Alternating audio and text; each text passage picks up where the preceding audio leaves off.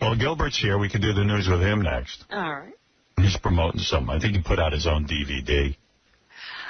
Yeah, I heard something about this. Yeah. I'm talking to Artie about how DVD sales go and how that whole thing works. It's real funny. We'll talk to Gilbert when we get back. Right. We got to take a break. We'll be back right after these words. Yay, yay.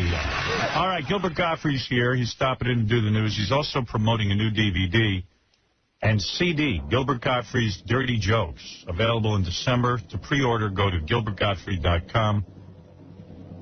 Now, where did this come from? Did he have a record company? No. I'll tell you what's going on. Wow. So every time Gilbert comes in here... Wait, let him get in here. Come on in. Come on in, pal. There he is. There he is with his 5 bottles of water. He's getting shorter. Gilbert. Hey, Gilbert. Hey, see, Gilbert, you don't have a record company. Do I have that right? Image. I think it's the distribution. Oh, okay. Yeah. All right. Okay. Yes. So here's what's going on. Yes. The best I can do. Every time Gilbert came in here, like Artie was talking about how successful his CD and DVD is. And Artie says to Gilbert, it's so great because of the show. I just mention it on the show. And I sell all these DVDs on this website. It's artie-lang.com. So Gilbert, I see the cash register spinning around in his eyes. Ching, cha-ching. So Gilbert goes, oh, really? A lot of people have always been after me to make a DVD, but, it was never really a good deal. Have you ever actually purchased a DVD yourself? No. No, okay. You don't even have a DVD player. Right. You've never even seen your own DVD. Did you see it? Bits and pieces. Right. Have you ever seen it all the way through? Yeah. I don't think I watched it all the way through. Okay. It's so funny because, he has a website and he doesn't have a computer. So Gilbert, I know. Gilbert's, and that website is the worst thing I ever saw. I mean, the most horrible website on the planet. And then he's going to use that horrible website to sell a DVD. What's on your website again? You have a picture of you with me, I think. No, not even. It's not even that. Oh, I had a picture of me with Anthony Quinn. Anthony Quinn. Who is that supposed to attract? Yeah. No one. But anyway, it's the kids to look. So Gilbert's on, and he hears Artie's story, and Gilbert now his head is spinning. And he's like, yeah. The calculator's going. Oh yeah, Artie. Next thing we know, Gilbert's now got the new DVD and CD, and he's going to distribute it over his website. With the same distributor I use. Yeah. Yes. Oh, no. Well, me and Gilbert have become close friends over this. Oh, really? Does he call you? I did over last spring. I did a gig at Caroline's, and Gilbert and his lovely girlfriend showed up, and I was like, oh, wow. What are you, a fan of mine or something? Excuse me, where did you get the tape recorders for this? I got on stage at Caroline's, and someone said, Gilbert came, and he wants to talk to him. I'm like, get out of here. He's like, I'm like, Gilbert, what are you, a fan of my comedy? He goes, oh, no.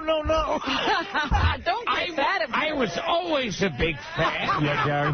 You know what? Gilbert's fallen into the trap that they all fall into. Yeah. Gilbert's website. You go to Gilbert's website. Gilbert's DVD, $18.99. Autograph, $29.99. Oh. Gilbert, shame. Well, I got to go for the autograph one. That's going to be a collector's item. I'll never even open it. It'll be worth money if I die tomorrow. And there's a good chance of that. Yes. What, $29.99 with your autograph? Yes. You better die tied up with a red ball trussed in your mouth. I don't mean to cast aspersions on your career, but is anyone looking for your autograph on the CD or DVD? I am. You are? I'll get it. I better get killed by O.J. Simpson tomorrow. Or you better, assassinate the president. Yes. Why the extra $10? What about autographing all of them? Yes. You won't do that? How many have you autographed so far in anticipation of the demand? Oh, yes. For $29, will you personalize it? It says it's limited edition. Yes, limited edition. How many did you print? They can't get a hold of him to sign it. Kind of like those coins you buy in TV guides. You're using every marketing trick in the book. Exactly. So I would think, and I don't mean this as a knock, that your autograph on the DVD would devalue it rather than increase its value. You don't mean that as a knock? No. I mean, I don't understand. Well, you think that it's worth an extra $10 with your name on it? I'm returning this. Someone wrote on it. Howard, somebody must have gotten a hold of his butt and dragged him into the 21st century, because I'm looking here. Gilbert's got a blog. Oh, no. What is on the blog? I just threw it together yesterday. This one's called F. Howard Stern. Yeah. The reason, but it's the real F word, you know. Yeah. The reason I say that is because this being my first blog, which hopefully people will read, it doesn't matter what I write. I can say I like cute, fluffy puppies, and someone will call Howard and say, did you read Gilbert's blog? He told you to go F yourself. So there, I made it easier for you. If you're planning on calling Howard about anything else, yes, I do know you personally. Yes, I was at a party with you and a boy, and oh boy, I was a jerk. So the thing is, you're anticipating negative reactions. Yes. All right. How many DVDs and CDs did you have made in anticipation of this big release? I don't know how many were made so far. You're not involved? No. And so now you have the website. What is the website? GilbertGottfried.com? Yes. Okay.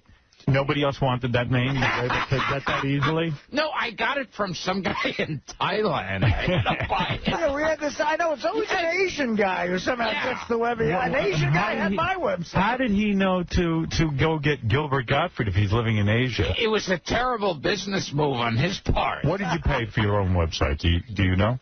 I forget how much I paid, but it was like, some guy like in Thailand or Korea owned it. Now it couldn't have cost much, otherwise Gilbert would not have bought it. So now you're saying the new DVD is called Gilbert Gottfried's Dirty Jokes. Yes. Is it like a Jackie DVD where you tell dirty jokes? And you get a T-shirt that says, I stumped Gilly the Joke Man. When you heard how much money Artie was making, is that what really got you motivated? The idea that Artie has a career in show business. It's like he should be the neighborhood butcher. It's like, especially talking to him on the phone. We talk all the time. Yes. And it's like how he's carved out a career in show business. It's like, well, I got a DVD, and the company was a distributor. And so first what we had to do is get the title for it. And then they have to find a way to distribute it. So I'm lucky in that way because I've got ways to promote it. And you, Gilbert, are very awkward on the phone. I imagine Artie has to fill the conversation with you. Get it, Howard. I'm told. It's like he doesn't say anything. Well, sometimes he calls me with his girlfriend on the phone, and I love that because she's very normal and speaks. But then there's times she has to leave the phone. Like, no, don't go. You mean you put your girlfriend on the phone? Because she's running the business. Oh, no. Oh, my conversation. Is she the manager now? Yeah. But she's very sweet. She knows what she's doing. Oh, my God. Gilbert, you're falling into every trap. So, Gilbert, in order to cut out the middleman, you're creating your own DVDs. Yes. And this way, all of the money, I know that's important to you, all of the money will go right to you, no record company. Yes. Right. And your girlfriend will be in charge. Will she mail them to the people? I mean, is that what's going on, literally? It's like my aunt will mail. Right. So, does the girlfriend get a percentage now that she's working with you? Will she get a percentage or of the is she DVD? on salary? I'm going to try to screw her out of it. Yes. Let's go. Oh, Greg Giraldo, the famous comedian, says he knows something about you. Oh, boy. Hey, Greg, how you doing? Hey, what's up, Howard? You had a run-in with Gilbert, didn't you? I mean, I forget what happened. Oh, I know what this. Do you even know about this, Gilbert? Gilbert evidently. Greg, tell me if I'll set this up. Okay. Greg's a comedian. He worked with Gilbert. Yes. I'm not going to say where. Let's not say where, Greg. Okay. And Gilbert is very cheap, as you know. Gilbert will not tip a waiter. So at this comedy club, Gilbert evidently stiffed the waiter completely.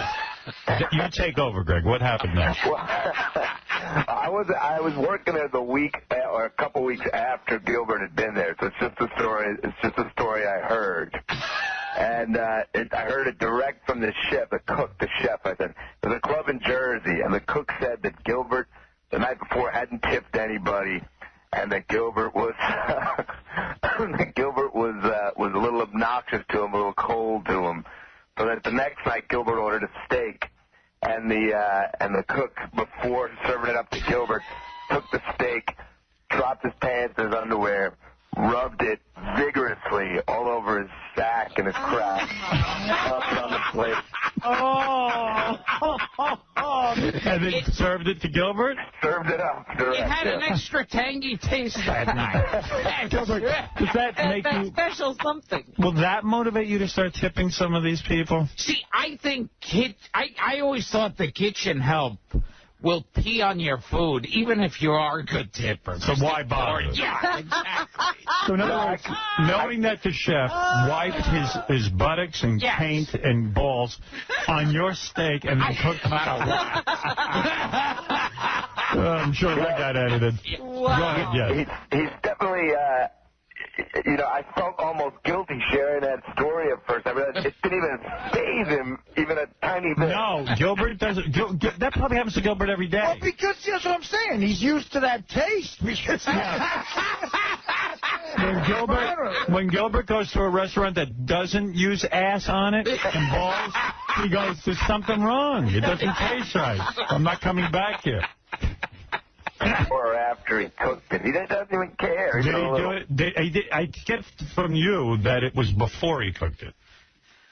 Yeah, I mean, it seems that way, but... Gilbert likes it better when the guy wipes his ass after he cooks it. It's like steak sauce. If he cooks it afterward, it kills the taste. Yeah, you'd think you'd drop the guy, give the guy like a quick $5 from now on, just on the off chance that wouldn't happen. You will not tip anyway, right? You say that. I'm being serious. This does not motivate you in the least. You know what? I think I know this chef, too. I think I know who Greg is talking about, and there's a good chance the kid has, hepatitis A through D. Yeah, well, this guy was a major smackhead, had no teeth. Well, let's just say, I don't know the guy. I'm sure he's not a smackhead. I'm sure he gets no hepatitis, and we don't even know where he works. Yeah, no, I'm saying I assume it's this guy who it may or may not be. We don't want to know. We don't know who this is. Yeah. Hey, Greg Giraldo, what are you playing, man? You want to do a plug? You got a free DVD or anything? Yeah, I got a DVD. It's $60 extra if you want me to. Thank you, Greg. Thanks, guys. Take care. I didn't even have the balls to pull that move with the signing. Don't you think that is very pompous, Gilbert? Yes. $10 extra for your signature. Someone gave me that idea. I thought, what the hell? When somebody said it to you, did you say, listen, I can't rip off my fan. So who was it, Joe DiMaggio? Yeah, I mean... Did you say to yourself, what kind of guys ask for money for their signature? Did you even question it? I heard, Paulie Shaw signs autographed pictures. All right, but you do a signing. Yes. But still, I mean, maybe not go for every dime on the planet. No, but It's your first DVD. Again, it's not like you have Carrot Top's career that you can go around charging that kind of money. What I'll do is I'll do a signing, and if they buy it for the regular price, I'm stunned, so I'll just sign it for free. I sign it for no extra money. Do you want to tell us what's on this DVD, or you think it's better to keep it a mystery? Well, that's the thing. I bet it's funny. I haven't seen it, but I bet it's funny. In true keeping to Gilbert's form, did you cheap out incredibly when you filmed this and only shot one night, no matter what happened? Or did you shoot over multiple shows and edit that together? Yeah, and how big was the crew? I went into a little photo booth at Woolworth. No, honestly. Oh, Howard, I wish I had this on. I should have taped some of the phone conversations. He picked my brain about every single aspect of it. Who took the video? Right. It's like, can you do it with one camera? What did you pay these guys? Yeah. I had a video company, and see, the way you gotta go about it is you get the company, and then they film it. They film like one, maybe two shows, so that you can put the two of those together. And then you gotta, you scatter it around. To a distributor. You don't go to the first one. Does it aggravate you that Artie, who is really a longshoreman, is having the career? It really aggravates you. It kills me. When you hang up the phone and you're asking Artie how to put together a DVD, do you feel disgraced? I like punching my fist through the wall. Really, as he's asking my advice and I'm giving to him, I'm at home going, it really must kill him. Because I remember listening to him on this show. I went to go see him when I was a teenager to stand up. Yeah. Well, Gilbert has stagnated completely in his career. You surpassed him. Something went wrong. Yeah, he has a lot of talent. He's just not motivated. So, Gilbert, this is a big, exciting day for you. The announcement of your new DVD called Gilbert Gottfried's Dirty Jokes. So this is not your typical act. This is you doing dirty jokes. Yes. Right. Are some of these the dirty jokes that you did on stage when they were nice enough to bring you out before the Go-Go's? A young audience filled with teenage girls, and you used the C word for a woman's vagina. Is that joke included? It is. Yeah, because I know that was a shining moment. Yeah, her manager came up to me before the show at where was that? Long Beach. Long Beach. Yes. And said there's a lot of little girls with their mothers in the audience. Oh, no. So just make sure, I know you usually work clean. And that just, I felt like, what the hell? Well, this is an exciting day. You don't get an opportunity like that every day. Yes, Gary.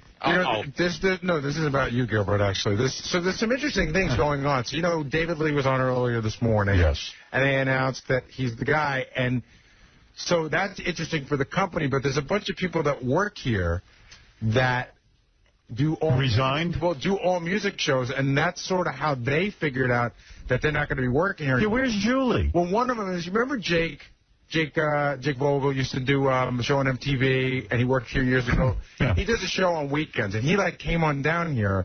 He's not angry, but he's sort of upset, almost just visibly shaken that he sort of knows he's out of work now. Yeah. That's how he found out. I mean, it's a weird way you see, this is what I said. I said that the company should tell people what's going on. That there's a lot of people whose jobs are on the line. And so they didn't call these people in and tell them? No. In fact, I was the one who broke the story to them this morning. So Jake wanted to come in and just sort of express that he thinks it's disappointing that... I would like to speak to Jake, and Jake has every right to say something now. Excuse us, Gilbert. We'll get back to the DVD in a moment. Yeah, Gilbert, why does everything have to be about you and your dumb DVD? Go to GilbertGottfried.com for that. Hey, Jake, how you doing now? Hey, Gilbert. Jake. Hi, Robin. Jake, it's awful. When is your show on? I've actually been doing a lot of 10 to 2s, like Sunday, Monday, Tuesday, Wednesday. Schedule's a little bit all over the place, but... I see your T-shirt says you're fired. Yeah, I just thought, I was on till 2 tonight, so I just threw on clothes, but this seemed appropriate. Did anyone in the company come to you and say, listen, we're going to an all-talk format, David Lee Roth is taking over, you don't have a job anymore? It was all rumors, we had speculation, but no, the first that I'm hearing about this is I get a text message jolting me out of bed saying, turn on Howard Stern. And this is the first that I've heard of it. And what happens to the program director of this station? Is he out, too, or is he going to program the talk thing? I don't know, but Rob has been incredibly great to me, and Tom's been great to me, you know? Yeah, right up until this moment. Tom's great to you until he doesn't need you anymore. Well, I just, you know, I love doing this work, and I have a tremendous respect for the fact that I've been here, and I just didn't know what else to do. I just thought, like, well, if it's over, I just at least want to be in the building. The company had a right to come to everyone who works here and inform them first. Tom, I'm sorry. This is not like an ambush or anything. I didn't mean to. Tom's not taking it that way. Believe me, Tom's as ambushed as you are. I hate to tell you. I don't think Tom knew. Tom's been ambushed, believe me. Right. But actually, Tom is fired, too. Don't feel so alone. He's going with you. Will you walk out with the staff, especially the guys who are losing their shows, and will you walk out in solidarity with them, Tom? You will not. Okay, good. Just want to make sure you're still disabled. He's a man alone. He's an island. What do you have to say to the people who learned this morning for the first time that they're all going to be fired? They're not necessarily all going to be fired. Don't lie. No, I'm looking at you square in the eye. Is he fired or not? Don't know. Of course he is. What do you mean you don't know? What are you going to do with him? He's a music guy. No, because there is going to be music on the radio station on weekends and starting on Friday night. And there's going to be some shifts around for... 2 weeks later, here or gone? Not sure. Not on a full... Will not be here on a full-time basis. That I can say for sure. Wow. Booker, I would assume, is safe. He's doing some talk. I hope Booker's going to be safe, yes. But there's not... there's no guarantee. Rob, I will say this. Rob has given me the benefit of doing some talk on the station. I have been doing some of that. But, no, like, my main job is to, play the hits. And he loves the music. I mean, he, as much as anybody here, loves the music. He's into the music, and... some of it's okay. Is it possible there'll be another music format that these guys should go to? Maybe go work somewhere else within the chain? Someone will help place them? Gilbert's very upset. He's shocked. Gilbert only cares about himself. I did my pilot when I was a kid. I don't know if you remember sitting in bed with a young boy. Yes. The pilot was how I boy? got the job. Yes. What about Tom on the new format? Maybe a job for Gilbert? Couldn't he certainly entertain an audience with his new DVD? He can talk up a storm. Gilbert is very entertaining. I've always said that about Gilbert. Maybe you could find a slot for him. The only comedian I've ever booked in my life. Right. So this is very upsetting to me that it was handled and bungled this way. As you should know something about public disclosure and, publicly traded companies. So just as you... Do you really think that telling the staff on a certain given day that they're changing format, that would really... When it's this company, when it's as big an announcement and there's so many stations involved... Really? I don't think it's that big an announcement. Just as you did. I mean... Well, I'm a little bit bigger to the industry than David Lee Roth, with all due respect. This station is very big to the industry. All right. Okay? And as is YSP and a whole bunch of other stations. Gilbert, this would be a good time for you to plug your DVD. Because you're tearing up the airways.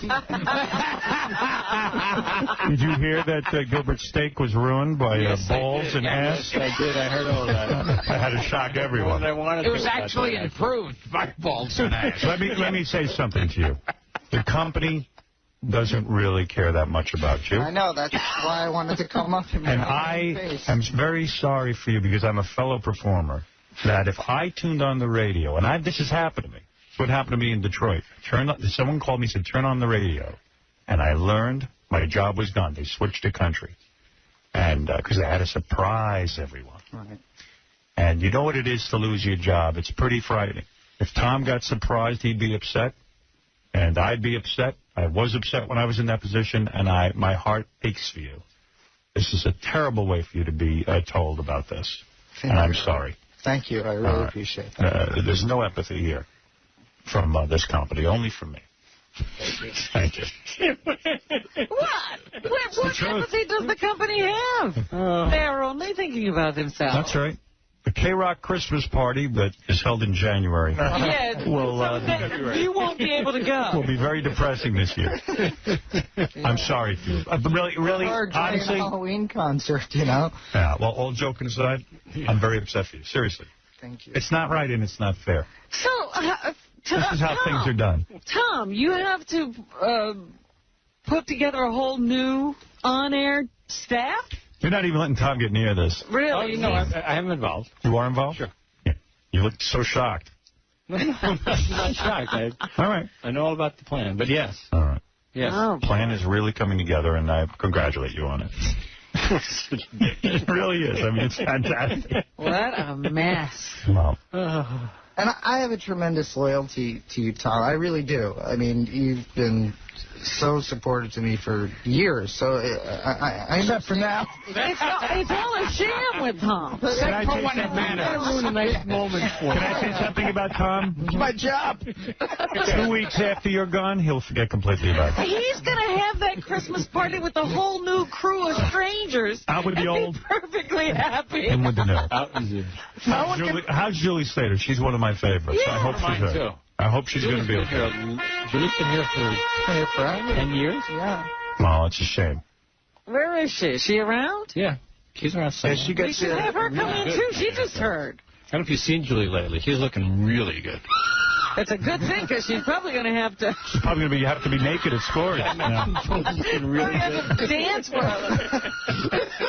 She knew to get in shape. She said, I better look hot so I get lots of tips when I'm dancing nude. Never noticed that about Julie. Right. She is looking good. But she is terrific. I bet you she's too broken up to walk in here. Where is she? I'm going to be Come in, honest. Julie. I saw her earlier. She wasn't... No tears. Hi. This is Julie. Everything's great. Well, you sound like Howard Stern. If I was her, I'd have sex with David Lee Roth. There's Julie. Julie, you are looking good. Tom is right. Very emotional. I know. Oh, come back here. Get on that microphone and show us some Oh, emotion. she's crying. That's a shame. How long you been? How long? She looks fine, Tom. Hey, Julie. How long have you been with the station? 9 years. Okay. And the station, it feels like home to you, doesn't it? Well, Please, Tom, you don't ruin Julie's moment. Julie, the station's family to you, right? I've been here a long time. Right? Yeah. When did you start? 9 years ago. 9 years Right ago. after they flipped to New Rock. yeah. I think you've developed a real closeness with your audience. I think that people have come to know you and love you, and what's it feel like to be leaving? It's just very sad. Well, how did you find out? Did it hurt? You know what's hysterical? I was listening this morning, and I still didn't understand because it was everyone just said, "Hey, Tom, is it going all talk?" And he goes, "Yeah." And then you guys talked about something else. I'm like, "That's not big news. Nobody cares. They're all getting fired." I did. I honestly, there was a lot of information to absorb. Yeah. Right. And the first person I thought of was you, because you follow us, and I know how important you are. And I think you're one of the nicest people. I think you deserved better than what you got this morning. I think you should have been told ahead of time. It would I do. It would have been nice, and I think. Yeah, just, what a way to find out. Are you angry? Are you angry? What is that, Tom? What's funny about a woman losing her job? He's laughing. You're going to sit there and laugh? What's funny is how you two are trying to manipulate. I'm not manipulating anything. I like Julie a lot, and she knows it. We email each other. Find out on the air. Tom's choosing to make a joke out of your future.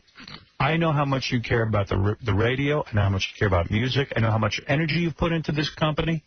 Every day. I want to thank you for years of service, even if Tom can't be man enough to thank you right now, and if he's going to sit and laugh at you.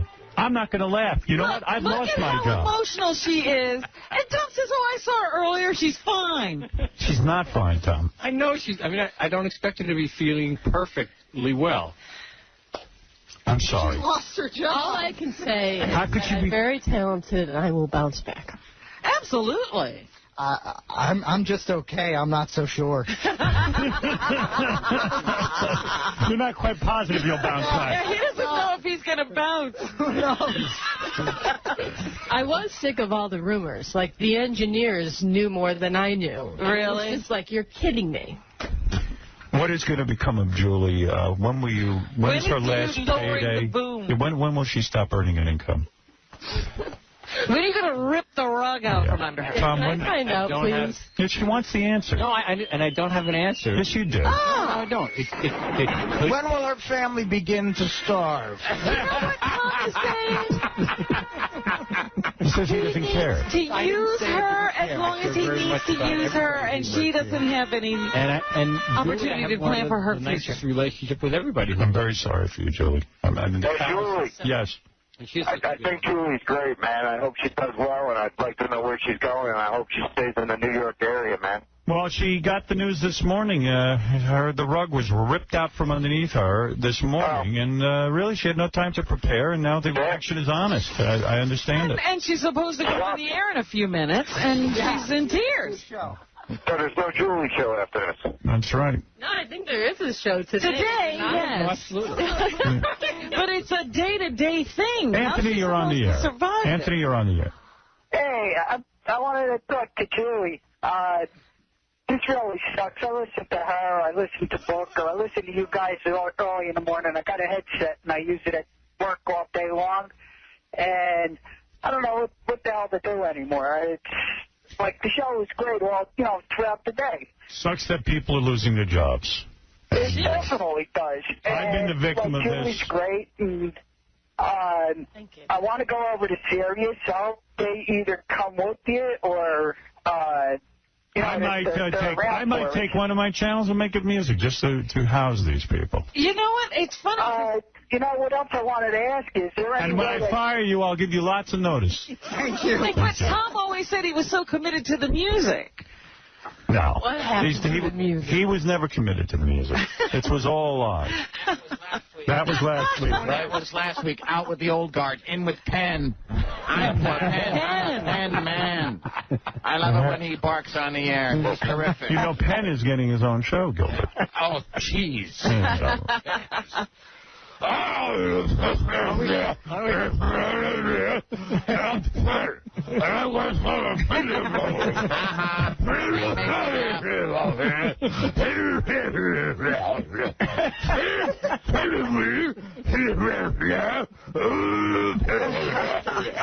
Julie, listen, guys, I want to say something.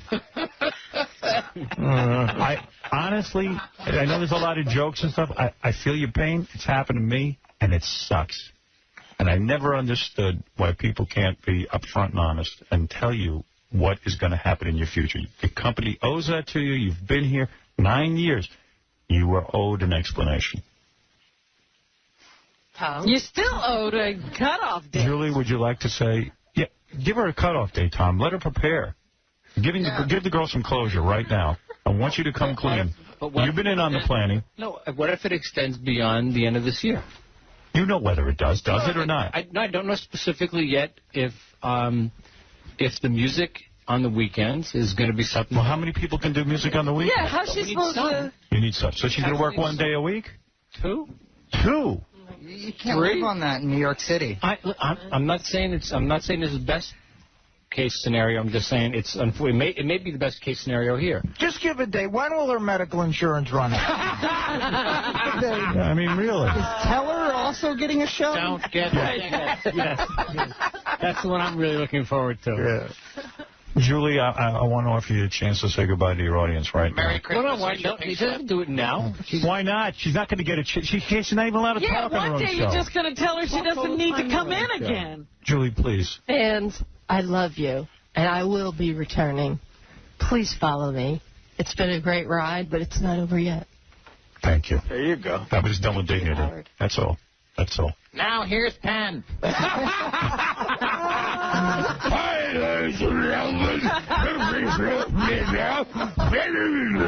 Julie, can I say something? If you do have trouble buying your family Christmas gifts, can I help you? No gifts. There's no gifts this year. That's if my family's listening. No gifts. Say goodbye to your audience. Hole in that stocking. Let me give you advice. Yeah. This year, don't tip. Right. Get ready for lots of ass steak. Never go back to the same restaurant twice. Right. I've just had so much fun on this radio station. I've been at K-Rock on and off since I was 16 years old. Yeah. And it's been great, and I will miss it. I miss doing this. I don't know what I'm going to do. I love radio so much. Well, call Artie for career advice. Well, the first thing you got to do. Don't ruin the guy's moment. Sorry. This is his chance to say goodbye. The best that I can look forward to this week is, counting how many times Booker makes sarcastic comments on VH1's I Love the 80s as opposed to me. I mean, that's... my life just entered the toilet. Right. And that's why I'm not laughing at you. Yeah. Despite Tom's laughter, I'm tuning that out. He's the only one who finds this funny. I've been in your position. He hasn't. I know what it is. Because I've devoted myself to radio stations. I moved halfway across the country for radio stations, and then they fired me in the middle of the night. I'm thinking about it. I know exactly. I've never been fired before in radio. Yeah, well. I've had a lucky career. I've only worked here, And it's very upsetting when people are laughing while you're being fired. I am not laughing. Well, there was a lot of laughter I heard from you, and I'm very upset with you right now. I'm very hurt. I'm trying to stop my laughing now, but Fred won't let me. Yes, Kevin. I hear you laugh. Hey, guys. First time, long time, and now last time. What are you guys doing? Like, what is K-Rock doing? They're ruining everything. Well, I'm not going to go along. I'm not going to say anything. I'm out of... talk now. You know what I'm thinking? Yes. All those logos that Tom created for K-Rock, Oh, is my he beautiful now... art. Those are being donated to the Museum of Broadcasting. It was so brilliant. Great talk, period. James, go ahead. You're on the air. Hey, Drew, I'd like to offer you a quick way to make an easy play. Guy claims that... golden parachute. Guy claims you have employment possibilities. Yes, Alan. Still young and fertile. I'll definitely... Hey, Julie, I'm a big fan of yours. I don't understand what's going on. What? Do I? Yeah, I mean, you were like a rock station, a classic rock station, then you're like a popular rock station, now you're changing to talk. I don't get it. It's all Howard's fault. No, it's not my fault. There's no reason the music had to go away. Ben Harvey, you're on the air. Hey there, guys. Let me tell you about me, Tom, because I don't like that comment. I am creating a new universe where lots of broadcasters are going to have jobs. Let me tell you something. These people, these two people are my people, because broadcasters will now have employment, thanks to me, in a whole new place. They'll have alternative places to go. And I've created when you're free done radio. with them. And what did you create, Tom? Free radio. Now Julie Slater is free. Those are the people who got freedom. Ben Harvey. Free at last. Quiet tuber out of Nick I wanted to say. Ben Harvey is a disc jockey. Yes. I don't even think we're going to get severance because What? because our current contract with AFTRA is over. Ben Harvey brings up a point. Will Julie get severance? Anybody who is severed will receive severance. Now, what does that mean? That sounds like a double speak. No, it means if there's no job and if you're let go, there is a severance. That contract still applies. That doesn't sound good either. Because if you keep her on 2 days a week, that's it. I can't get severance. You know what? I don't know, Julie. It's a good question, and it was something if you stay part-time, we'd have to talk about. Oh, my goodness. To figure out what the right answer is. Man, why are you sighing? Amazing. Tell me what's on your mind. I don't have a contract, here. You will get no severance. I have, the standard AFTRA agreement. And that's the contract I'm talking about. Right. But... And even that is expired. It expired over the summer. Be unfair because if I may just say, that contract, most of the terms and conditions of that contract are still in effect. We're still abiding by that contract. Well, it sounds to me like you will not be getting severance. Right, he's going to give you one. No, I just said. That's not what you said. You're saying if we're offered part-time, though, we wouldn't get severance, and that's not fair. No, what I said...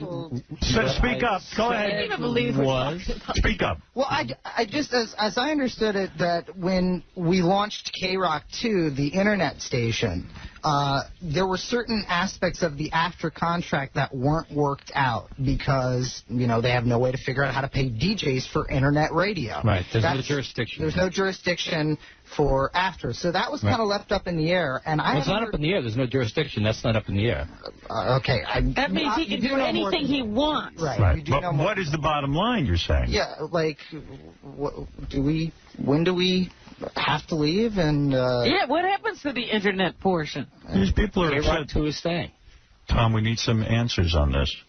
Now. I understand. But who is getting severance? I'm not giving the answers here. Yes, you are. It almost sounds like it would be better for you to be fired for a while. Don't bother me with severance. I have a 5-pound treat for David. These people are afraid of you right now. I am not. I'm going to ask you point blank. I'm not afraid of it. Julie Slater's severance. How much does she get if she is fired? If she is fired, her severance is covered by the collective bargaining. After working 9 years, what does that mean? How much severance does she get? I don't know. I have to go back and calculate it. I don't know what the number is. 20 weeks. Something like that. And if she is part-time, she will have to forego her severance. Isn't that how you're going to get around it? I'm not trying to get around anything. But isn't that true? She wouldn't be fired. Because she's not fired. My answer is I am not sure. You want my advice? Take the severance. I would. Yeah. Don't get suckered. I know. And then when they fire you, they're going to say, no, you only work 2 days a week. You get no severance. No, that's... I know this. I know this company. You can't do it. Yeah, it'll be done. Try and figure a way, but you can't. Howard, you know what's interesting? If you walk through the building right now, every radio at every desk is cranked up because there's more information than anyone's ever got. Well, you know, we're talking to the guy who just took back some of the commission from the salespeople. That's right. You got to know who you're dealing with. What? Can I tell you something about that? Yes, Tom. That the commission structure was reinstituted. Good. A month ago. Thank you. So why are you taking all our crap for a whole month? Because I didn't want to turn it into a... I got action. Career. No, I told Tom it was wrong. Howard on your side. You're damn right, Howard on your side. What do you mean I had nothing to do with it? And if it was Howard on your side, then I would have come to you the day I made the announcement, which was a long time, which was about a month ago, and told you. I didn't tell you until now because there was no reason for you to know. This just in, your office is on fire. You got to get back there. Julie, I'm watching over there. You're pretty emotional right now. Oh, jeez. This is a real. It's really good. No, stop it, Tom. This is a real. This is a real situation. I know. This is a person in pain. Why do you have to trivialize it? I'm not trying to get her to cry. She was crying. I was crying in a cab on the way up here. She was, Howard. I'm not kidding. When Cry, Coco, cry. Julie, can I ask you a question? I know you're emotional right now. What's going through your mind? I want to talk to you about this. What's going on right now? I'm just wondering what I'm going to do. I don't know. You scared? I mean, I'm scared, but I am also, I believe in myself. But it's just been here for so long. It's just a big, wow. In 9 years, what is your greatest memory of this place? What was your favorite moment? Meeting some of my musical heroes. I got to hang out with Tom York from Radiohead in the south of France. I guess that won't exist anymore. Oh, sure, in some other place. Well, I don't feel like this is the end of my life, that's for sure. But I guess it's just hard to break up with the family and people you thought you could trust. Yeah, when you look at Tom now and think of the guy who's been smiling at you for 9 years and telling you, hey, you're part of our team. You know who's the most on the street. You know who's the most emotional right now? Gilbert, because he lost all his plugs. In a weird. And now we have to rush. And now we have to do a commercial break and then rush through the rest of the show. And he's not going to get a good plug. What a day to pick, Gilbert. You picked the worst day. With the money you're not making, can you take a few of it and buy Gilbert Gottfried dirty jokes on GilbertGottfried.com? I'll buy the DVD, and I think I'm going to go buy a radio. And by the way, very good. Welcome to our new home. No severance for you. What is it, Kathy? Hi. Yes. Hi, I just wanted to tell you, I was going to get my radio, but I was still going to listen to K-Rock when you weren't on. Tell Tom it's pouring rain, my head's about to explode. I'm going to get my Sirius radio now because of his crappy attitude. Well, listen, I don't want... Please don't say that. I mean... Yeah, that's the only way he can get his if Tom, you know what? If Tom is driving you right now to get your radios... Yes, he is. For my whole family, Merry Christmas, everyone. Well, I can't stop you from doing that. Thank you. Welcome to the radio holocaust. All right, anyway. Thank you. And tell Julie I'm sorry and everyone else. And thank you for not laughing at Julie like Tom did. Thank you. I don't think that was funny at all. Booker doesn't know what to do. Tell everyone I'm sorry, and I tell Tom I used to feel sorry for him and he used to pick on him, but now, I hope when he gets fired from K-Rock, don't give him a job, Howard. Kathy, I'm right here, so I got your message. I'm sorry. It's not right. All right, I have to go because my head's going to explode. Goodbye. Thank you. Yes, Ralph. Everybody calm down. Don't worry. Everybody's going to end up at Sirius. That's the place to be. Well, hey. Tom is just driving people away at this point. Tom is doing his job. He is a company man. Yeah, I don't think Tom's making these decisions. Let me tell you something. I want to defend Tom for a second here. I'm a victim and all that. Yeah, let me tell you what's going on here. You know, during the slave days, yes, there were field Negroes and house Negroes. And Tom is a house Negro. He just wants to work near his master. I'm like Chicken George. I saw my master and I broke free of the chains. A lot of times the master was the father. He is in the same position that house Negro was of having to sit there and take all of this. And that's my defense. He feels better now. Can I eat that piece of bread that you ain't finishing, man? I'm not done yet. I haven't rubbed it on my ass. Yes. He sometimes had to be mad and bad to the field Negroes. Rob, the DJ. Hold it, Robin. I have to interrupt. What? There's a gentleman standing here. His name is Rob Cross. He's the program director of... President. What about the death of the music station you put together, Rob? Well, I mean, I guess the death is still almost 3 months away. But, what are you going to do? I guess it's terminal. It's terminal. When Michael Jordan left, the Bulls could have changed their name and the sport they played, they would have. So. Well, are they going to let you program the talk, or are you out of here? I don't know. Yeah. Rob's got a meeting at Sirius, too, I think. I've been on the subway for a while. What? I didn't hear you. What? Oh, I'm sorry. I don't have headphones. When last I left, I've been on the subway for a while. David Lee Roth was in here. I didn't know, Did you know that was all going down today, or were you in the dark? I knew it was going to go down today, but I thought we're music for 2 more months, so. Right. And we are. So Rob's out of here, too, I guess. Maybe. Is that right? Maybe. Well, wait a second. So it's not going to be talk? When's it going to be talk? It is talk. It's going to be talk January 3rd, Ralph. It'll be talk all day and probably at night and weekends. So it's just going to be depressing for the next 3 months. Tom, can I ask you a serious question? Yeah, before you ask me, can I ask you? Yes. Why do you keep taking Ralph's phone calls? I don't know. I'm not going to anymore. Tom, that's an intelligent comment. I'll respect it. Tom, you've had a great career here. Yeah. It's to hurt you and pain you at this point that now you've had to take back the salespeople's commissions. You've had to tell all these people they're gone over the radio. Is this the way you have Rob move across the country? Rob moved across the country. His wife's pregnant. And his wife is pregnant. My goodness. Rob, your wife... It gets sadder. It gets sadder than that, doesn't it? What about... Best boss I've ever had. What about Mike Veer? Mike Veer, forget about it. He's going to be homeless. He can jump off up here for all I care. How soon can all of you clear out your offices? David Lee Roth needs more space. Tom, this isn't what you want, is it?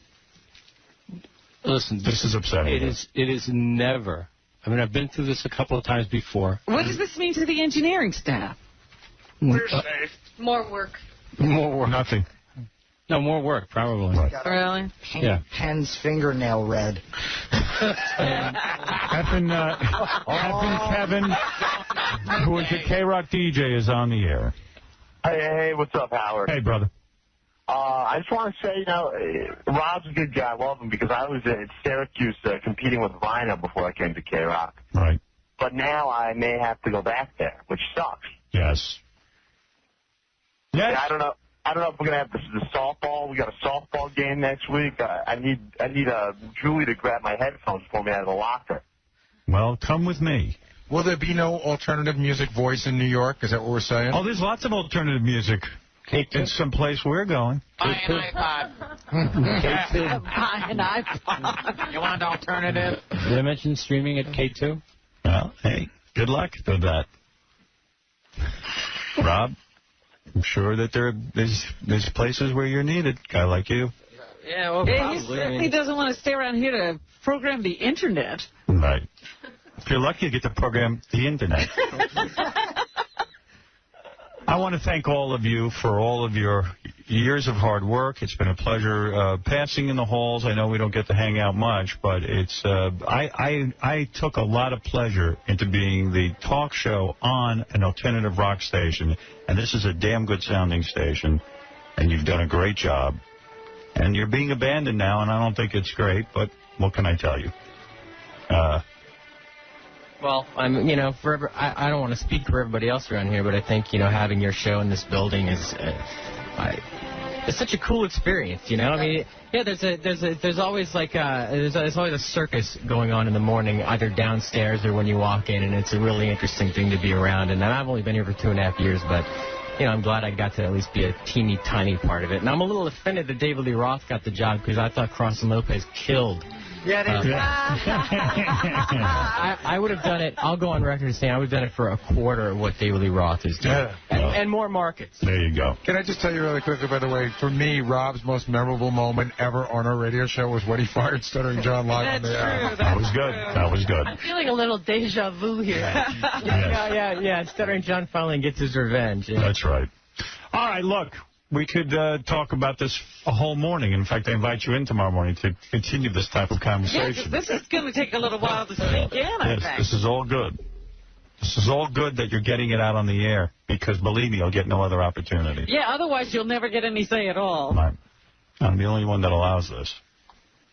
Speaking of free. Looking for work, Julie Slater. Contact me here at the station. Right. What's your email? I don't know if I want to give any. right here at K-Rock. I don't even have Julie's email. Right. Right here at So far, Julie at krockradio.com is working. Yeah. But who knows for how long? Well, your email's been confiscated. You'll have no mail. Oh, jeez. We needed it for Pan. Now, Gilbert, I want to thank you for coming in today. Yes. All right, the last 10 minutes you didn't get to talk, but you understand these people are upset. Yes. No, he doesn't understand it either. Yeah, he's upset. He's got very little empathy. Thank you, everyone. I don't know what else to say. We'll talk about this again tomorrow, I hope. That's the key. Thank you. Thank you. I want to thank Gilbert Gottfried. I'm going to let Gilbert go. Gilbert's leaving too? Yeah, I had enough of him. Gilbert, come back. You can come back as many times as you want and promote your DVD. Oh, okay. You know that. I feel bad for you. Artie Lange is his... I mean... not only is Artie Lange your business advisor, but you've been eating tremendous amounts of ass and ball steak. So the first thing you should do is you get you find a venue where you can record it. And once you find a venue, then that's how you make the whole thing around that. And you can advertise that you're recording the DVD. Did he say amortize? Amortize. Oh, wow. You're recording the DVD. He wanted to know, did you have cameras? I'm like, yeah. He goes, well, what did that cost? So how much did you shell out on that? Well, you got to pay for the cameras. Yeah, right. Did it cost you a lot of money to make your DVD? Much more than I ever thought. What, $100,000? I don't know. It just kept costing. It does. This costs would creep up like crazy. All right, look. Gilbert's a brilliant comedian. I'm sure the DVD's good. You want my recommendation? Get the autograph one.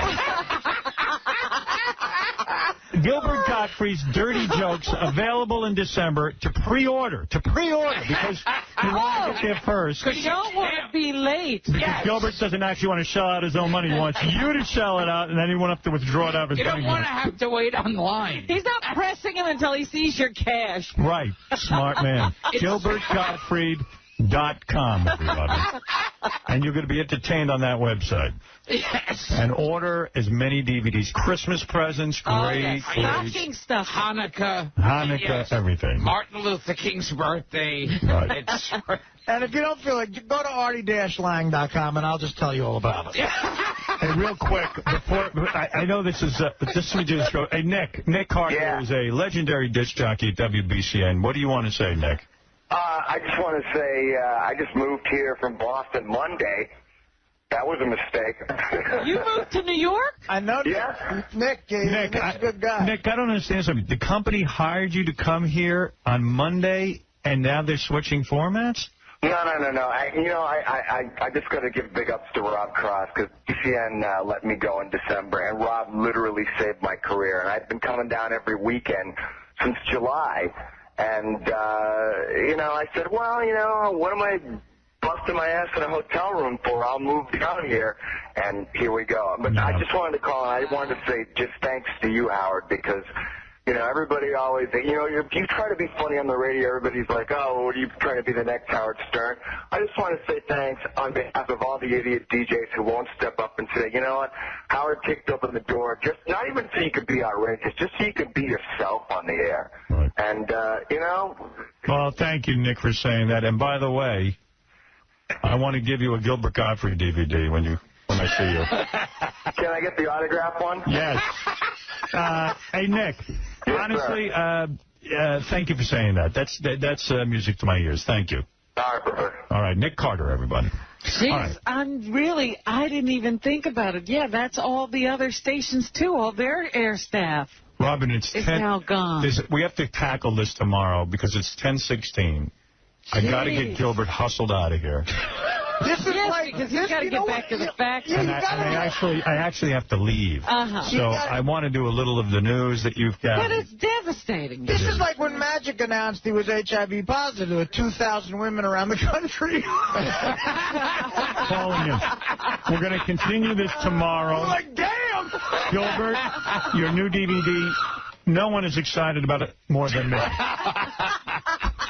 It's going to be funny. Come on. Of course, it's got to be funny. Gilbert's on it. Gilbert is one of my favorite comedians in the whole world, and if he puts out a DVD, I recommend you buy it. That's it, and that's the truth. What is wrong with him today? You can't take it. Actually, no one is excited about it. Yeah, not even Gilbert. Not even Gilbert. Gilbert thinks it was a bad idea. Go to GilbertGottfried.com and pre-order, please. I'd hate to see you get left out. Avoid the mob. I'll come back and say my goodbyes right after this. Robin, you do a little news and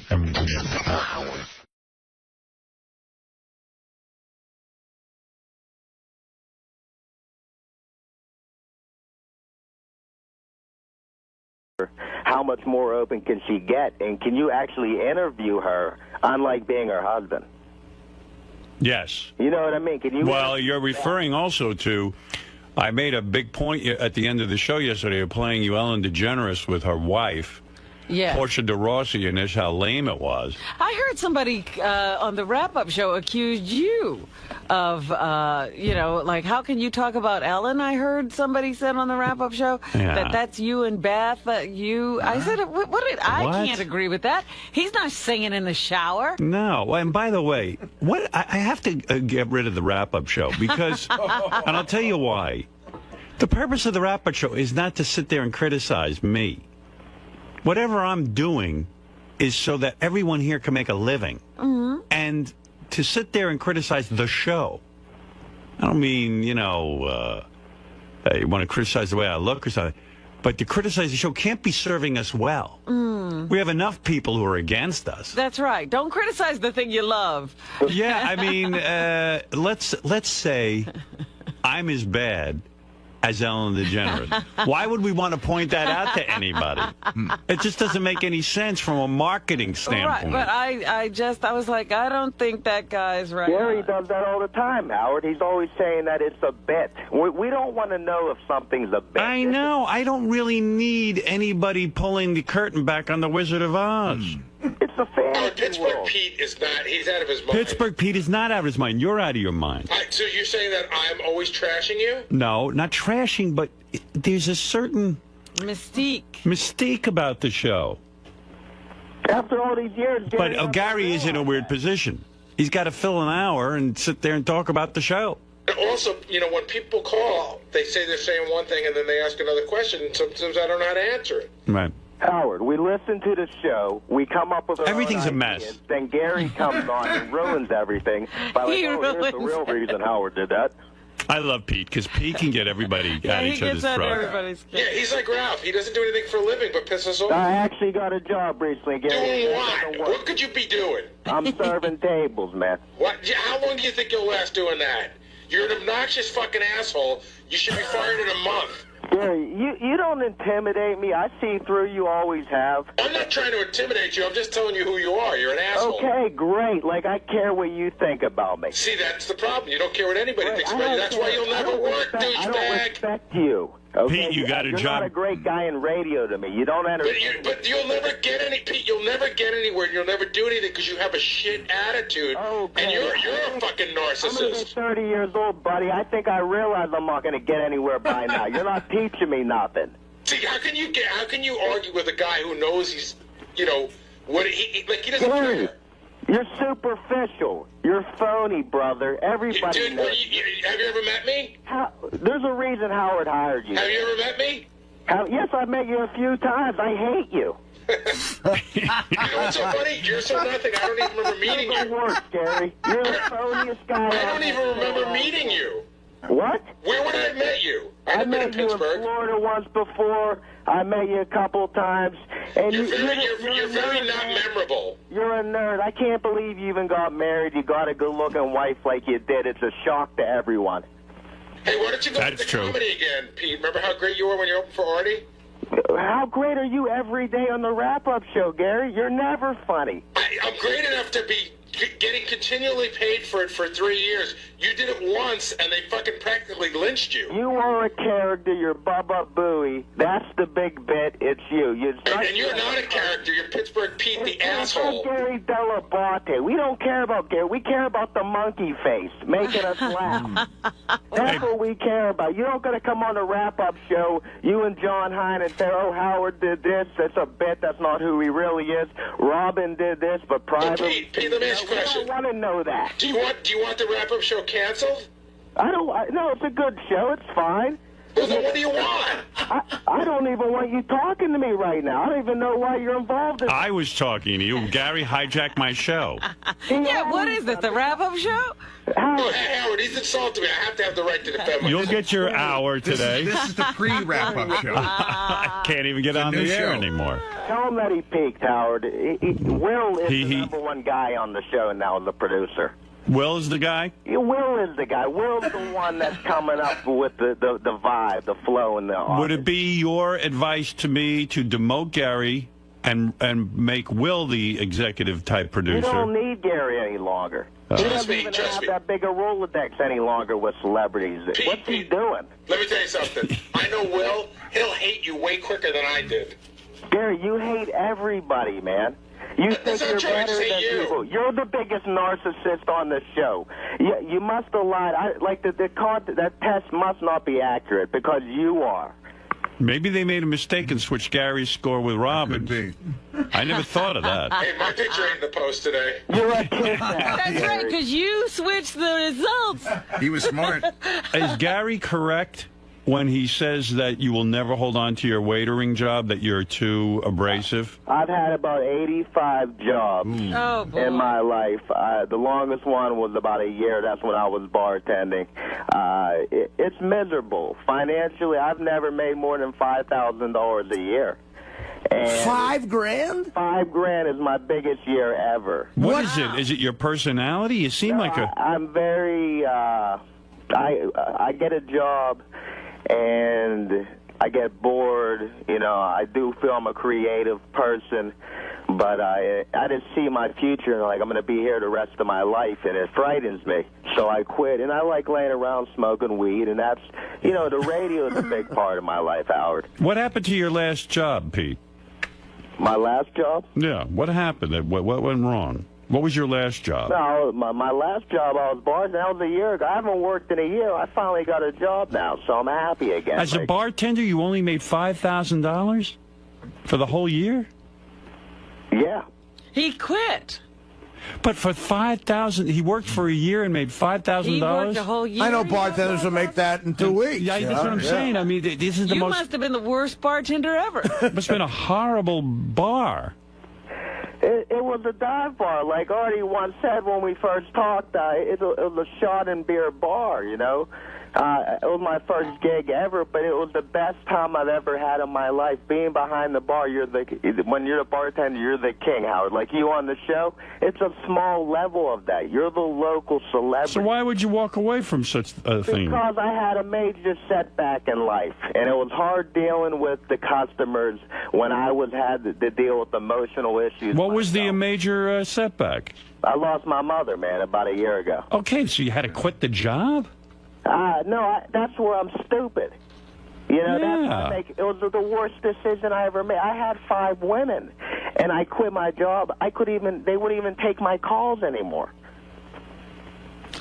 Everything fell apart. You know, the best thing I had was Sirius Satellite Radio. That's not just to kiss your ass, but, you know, when you're laying in bed, you're smoking the weed, and you got the Howard Stern world, there you go. I could go off into that fantasy world. Why not try another place, Pete? I've tried. It's hard. You cannot find a bartending job unless you know somebody. So I'll make some money. What is it, Gary? The question for Pete is, if his best year was $5,000, how do you live? I live with my father, my sister. Like, who's paying for your Sirius? I have a credit card.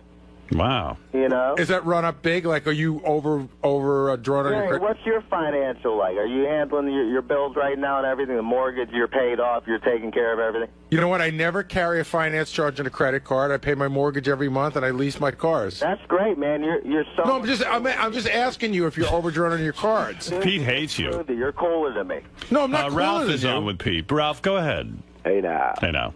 Hey, I've been around for 1 or 2 of those Beth fashion shows, and they are very hot. What's great, like, if she has dress on, you go like, hey, you know, maybe you should have higher heels on with that. And she'll go and get some, like, higher heels and stuff. Yeah, sometimes it's weird when Ralph's there and Beth is doing a fashion show. I don't like it so much. Yeah, because it sounds like he manipulates things. Well, because I see him, you know, I know how Ralph is. He's a guy. And yeah, not only that, Pete's it's your fashion show. Yeah, right. I feel like that should only be for me. But chiseling on your fashion Ralph show. has actually been there for a few fashion shows. And also what's great is that she's usually braless when she's doing those because she's changing quick. Oh, now it's just stepped into Creepyville. Yeah, it isn't right. That's not creepy. Dude, yes, it is. Come on, it's his wife. I know. I get a little territorial, you know. Like you Ralph. should. I go, Ralph, easy. But Howard, do you get in that weird area where it sort of turns you on that means that much to Ralph? Like, because your wife's so hot? Not when it's that close. I don't need. It's one thing for him to admire from afar. We're all friends. It is fun, but I know Ralph goes into, you know, wolf mode, and I've seen it before. I know that face. Yeah, and not with my wife, you know. Hey, Beth, those heels aren't high enough. It's okay when it's, you know, we're out in a club or something. And we're both working it. Yeah, you're looking at some other chick. Ralph could have had her. Ralph forgot one time he gave her his number. I mean, it gets pretty intense. Oh, he goes right into that mode. Yeah, come to think of it, Ralph has been there for a few fashion shows. Yeah, it's always fun. Remember to dismiss him next time. Hey, Ralph, how do you deal with your life, man? Never, like, really working and just, you know, how do you get by? I don't know. I do pretty well. Much like Gary, I don't carry a finance charge. He doesn't carry a credit card either. But wait, but I was on hold. What do you make $5,000 a year and live with your parents? I live with my father. I live with my parents my whole life. I sleep in the same single bed I always have. How old are you? I'm going to be 30 years old, man. And you got the nerve to try and question Gary or me about it? I'm not questioning anybody, Ralph. He's trying to figure it out.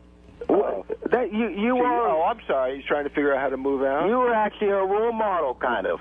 Well, You know, Howard, Oh, boy. you're going to be 50 years old kind of doing the same thing. How do you make money? Howard helps you out on occasion? yeah, you know, every once in a while, I kind of call him and say, like, What do "Hey, you do in your personal life? I need a few bucks for the week. And What do you do? Jack off. What do you really do, Ralph? Tell us. He's a stylist. What's his secret? Who else does he style besides you on Mondays? He I have him booked exclusively.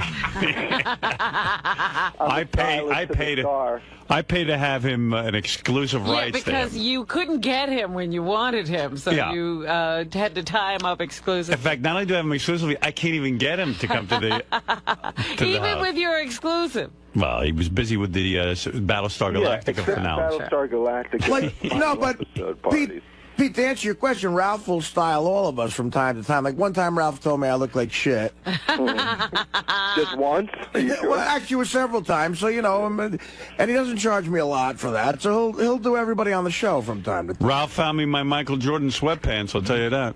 And I love those. Well, are they hard to find? Because now you got me wanting to get them. Ralph, how do you get those? Because I told Artie he should get them. You know, they probably would be good for Artie because they're good size and stuff. I had to search like the style number and stuff like that. You know, You can't can't go to a store and get it, huh? He found them in a store, and then we went back to you know get what? them. And Stuff like that, like they turn them over so quick. You know, and they were like from the beginning of the summer maybe or something. I mean, the beginning of the winter, and, you know, now they're out of the store. I went to get more, and they didn't have them. So I told Artie he's got to get Michael Jordan sweatpants. I'm telling you, they're slenderizers. I'll ask my sister. You'll be able to gain another 100 pounds. No, but he makes 20 different kinds, Artie. You got to get the same kind if that's the kind you want. Yeah, you got to get these. What? He makes 20 different kinds. You got to get this kind, the black ones. Yeah, well, does it have a name? Like what's the name of those ones, Ralph? I don't know. There's there's a style number to it. I don't know. All right. Never heard of a style number. And then every douchebag like Pittsburgh Pete's going to be wearing them. All right, man. I'm a douchebag, right? Why is he a douchebag? I'm just joking. Yeah, you got nothing to say to me. We're kind of similar, you know. We are. A little bit. I mean, you can't be happy. I don't see how you can have a bartending job and make only $5,000 a year. That means if you work 4 days a week for 45 weeks, is that about But he 20, didn't work the 25, whole year. That means he made 25, he worked the whole year. $25 a day he made as a bartender? Oh, he did work the whole year. That's what I couldn't figure that out either. Money. What? With the bartending money. No, with the bartending gig, that might have been a little more. But on my tax records, it was only probably like $5,000 ever, and that was like 10 years ago when I was like motivated. I mean, how many days a week are you being a waiter? Hopefully as many as they can give me. I just want to indulge myself in working for the public, get some money back in my pocket, and get some ganja, take a woman out to dinner. Just the basics, Howard, you know? Right. Let me ask you something, Pete, though, because a lot of people in your generation now say you're creative because you go on the computer. I know I'm creative. Well, but and listen, I'm going to tell you something. When you came with me to do the gig, you actually told some jokes. Howard even said it. We played it. Yeah. And you actually had a couple of funny jokes. Thank you. Yeah, it was good. But how are you dealing with that now? Like, what are you trying to do to be creative? What's the outlet? Are you writing? You could be a creative waiter. Why not? Why not be the best waiter? Use your comedy on your clients. I'm going to tell you something. Whatever job I ever took, I was a food server as well. And I was selected by my boss as the best food server of the year because I put my heart and soul into it. I decided whatever I did in life, I wanted to be the best at. I don't give a shit what it is. You're spending your time. You might as well do it well. Yeah. I mean, why wouldn't you be the best? I mean, in college, I made the best movie. I won. When I served the food, I was on time, I was conscientious, and I was a pleasure to my boss. I believe that you must excel.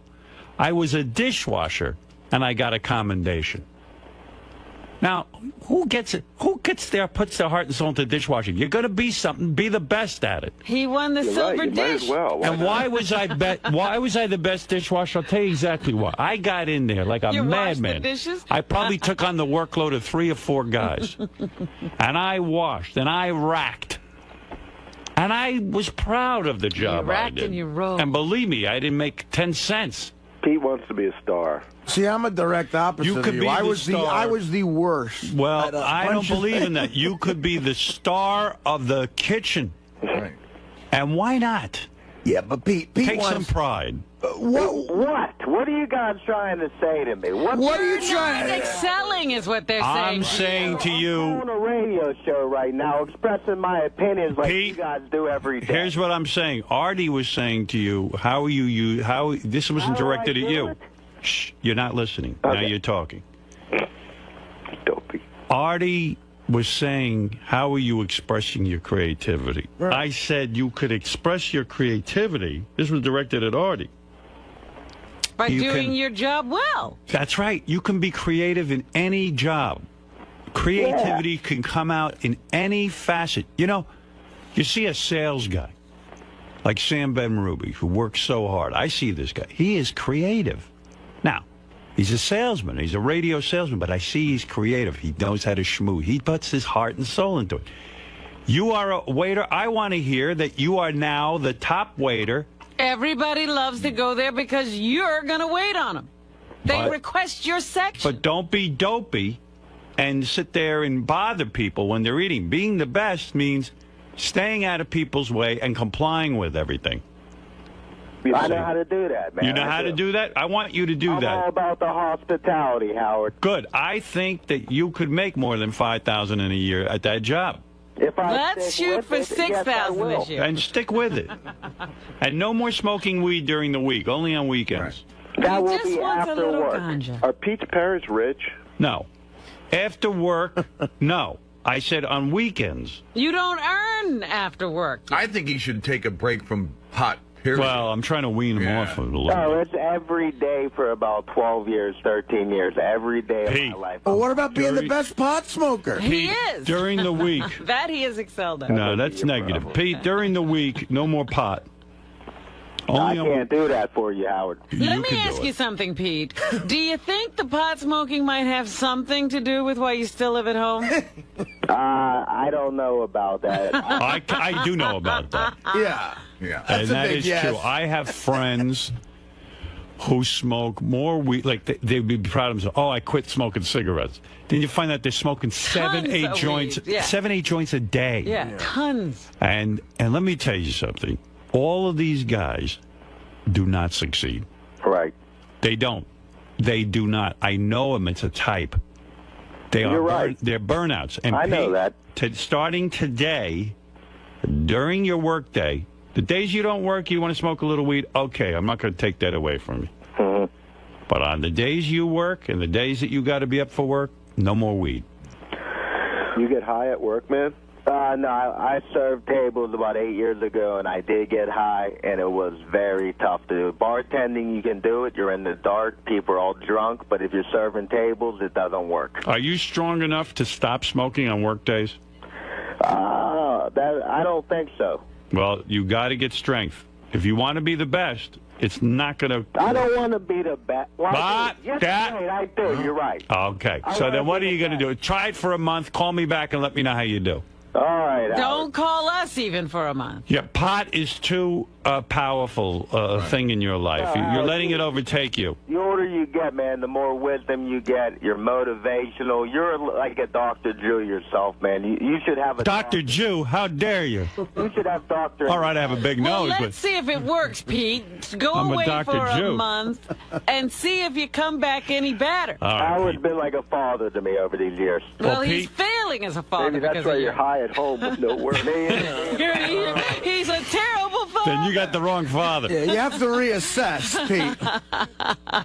I mean, please, Pete, don't belittle yourself by not taking your job seriously. In other words, you're making fun of your job when you're showing up high and not motivated. You should be proud to be a waiter. There's nothing, in Europe... It's a great job. It's not my passion, though, Howard. Make it your passion. Well, what's your passion? My passion is talk radio. No. No, it isn't. It's listening to talk You're a waiter. And there's nothing... Right now, you're a waiter. When you get the job on talk radio, that'll be something. But not now. Right.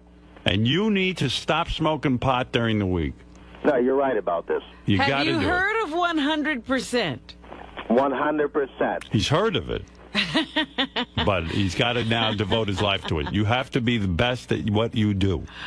Can you give it 100%, Pete? No, I can't. If you want honesty, I would love to do it, Howard. Pete, I go to a restaurant. It's called 𝗦𝗵cie𝘄𝗿𝗍 here in Manhattan. The waiter walks over. He's got the whole menu memorized. And he goes, "Hello, Mr. Stern." He's like this. He's an Italian guy. Hello. Today's specials we have. And then he goes, "And now I'm going to tell you the fish. And then I tell you the pasta." Then this guy takes such pride in his work. I go, this guy's at the top of his game. It doesn't matter. You talk about talk radio? He's doing talk radio right there. The hardest part of his day is getting that accent right. Well, he is terrific. There's nothing wrong with being a great waiter. You know, people think probably think you're sort of joking around. I'm not joking around. There's so many assholes that you run into. Like I go shopping a lot, and all these fucking people trying to register are on their phones or fucking half asleep. You just want to smack them. Go, what the fuck are you doing? If you want to know something, you're absolutely right. I go to these stores, and I see people working behind the cash register. Most of them are They don't vomits. even want to look at you. They're vomits. The other day, I was in the Barnes & Noble. A young black woman standing behind the thing, and she says, "Oh, hello," big smile, takes the money, "Have a good day," she says to me, "and how can I help you?" I said, I know that this girl is going somewhere. Even if she just stays at Barnes & Noble, they will put her in charge, and she will make more money than the rest of these nitwits. And she's black. And you respect somebody like that. And she happens to be a lovely girl. Or not. And she is going to go places. It will be recognized because people who run businesses are only looking for somebody who's got half a brain in their head. And won't destroy the customers. All right, Howard, what do you think? What do you think about a guy like this who has, you know, a lot of ideas? You know, he definitely is a unique person with a creativity, but doesn't have the structure or the organization or the willpower to put it together and make it useful. That's a very good question. Are you talking about me again? Right. Well, that is loser thinking. Yes. There are a ton of guys out there. They got a million ideas. They're all full of horseshit. Their ideas are never going to happen. What you got to do is devote yourself to what it is you're doing right now. It's you see, life is simple. The guys who walk around with a million ideas in their head, and their whole lives they spend their time going, "Oh, I could be great at this. I could be great at that. I could be great at that." Be great at what you're doing. Forget about everything else. Be the greatest waiter you can be. And then you will see. Life will start to unfold. You're right. It's nonsense Are thinking. you going to investigate this, Pete, or are you just going to say, I'm still going to do it my way? No, I'm going to put effort. I'm going to It's the Ralph Crandon situation. It's syndrome. Yeah, you're right. Idea. Of course I'm right. No, but everybody wants. Because you're thinking too. Your mind's all over the place. You're scattered. I feel I deserve to be rich, Howard. Okay. Well, never think that way. And I'll tell you why. That's another loserish kind of thing. Anybody who thinks they deserve to be rich will never be rich. Except the people who are born that way. Well, that's a different story. Pete wasn't lucky enough. What you got to do is never even think about being rich. Think about work and devoting yourself to it. The simplest job. Wait, that's bullshit, Howard. I don't care if you wash toilets. Be the best toilet washer, and you'll see it will become your way. Can you do anything excellently? It will Howard, it will become your way of doing things, and then no matter what you do, you'll be great at, and you won't be scattered. Pete, can you do anything excellently? I can do many great things, Rob, and I love No. Anything that you've actually been able to do, have you done it well? Have I been like you? No. Have I been like Howard? Pete, listen to me. Listen to me. I am defensive because Howard was a guy like me. I mean, he was more successful, but... No, he wasn't. He started out with nothing. Nothing like you. No, he was. No, he wasn't. Because he's talking about, don't worry about being rich. But that's right. I never did. Let me tell you something. I got into radio. Who thought about being rich? I thought about being on the radio. And I worked with a lot of guys like you. When I was in college radio, none of us had jobs. We all had dreams of being on the radio. And really, it was a pipe dream. I was horrible at it. I never walked around saying I'm the best. I said I'm horrible at it. I got to get better. And the guys I work with, each one was worse than me. And they would sit there and go, you know what, man? I'm going in radio, and I'm going in big markets. I'm not wasting my time like you working in a small market. And they all were grandiose in their thinking. They all are horrible on the air. No one was looking for them. And rather than put in the time and the hard work to become good on the radio, they all were taking shortcuts. They all had pipe dreams. Me, this is what I did. I said, I'm shit. I've got nothing going on. I'm no one in this industry. Well, let me work at it. I'm going to see if some maniac will put me on the air, and I will follow his rules and regulations. I will train myself to be an announcer first before I get on there and try to be funny. I never thought I'd be anything in radio. I just did the best job I could, and I was making $96 a week. Did I sit there and cry that I was making $96 a week? I said, thank God there's a job where they only pay $96 a week. Who's going to hire me for more money? I'm not even worth $96 a week. This is highway robbery, what I'm doing. You were living your dream. No, I was living a nightmare. But I worked at whatever I did. You know, I was a camp counselor. They gave me commendation after commendation. They never had such a great camp counselor. A guy named 𝗫𝗿𝗍𝗿 will tell you. He said to me, I've never had anyone like you. Call Sherwin. You're not interested in being best friends with the kids. You actually run a really good... You do the job. You do the job. You're not... You know how you get a commendation by just doing the job. Most people won't even do the job. That's right. And you're not hearing me, Pete. I'm hearing you. No, you're not. You won't follow my advice, but I just gave you the secret to success. No, you have. I have. But very few people understand. But you need to practice even at home, Pete. You need to, even when you're cleaning the bathroom, you need to clean it immaculately and be hard on yourself. No. Yes, now No, I disagree with you. Clean. I disagree with you. I'm completely confused. Unless you're getting paid, you don't have to be good at anything. Oh, stop it. No, I'm he being needs serious. to practice being good at No. something, anything, Howard. Howard, your number was Trust me. So I'm a big pig at home. Before you go as to a your waiter job, clean the shitter. As a He waiter. needs to clean the bathroom No, and clean that's it a waste of time. No, it isn't. Let your mother do that. His mother's dead. See? Well, bring her back. Father. Well, then his father do it. Pete wants all the glory without the work. Everything you do, you should do well. Pete? Whether you're paid or not. Pete, just listen to me. I told you what you need to do. Now go do it. I gotta run. Thanks, Howard. Thank you. He's never done anything to completion. Thank you, Pete. Thank you, Father. Right. Oh, God. Your son is in bad shape. So, Gary, Pittsburgh Pete, started with Artie months ago. Why has he moved on to you think? I don't know. I mean, he just moves around to whoever. He sort of got under my skin a little bit. What do you think his problem is? Well, I think he stated his problem pretty clearly today. His best year is $5,000. He lives at home.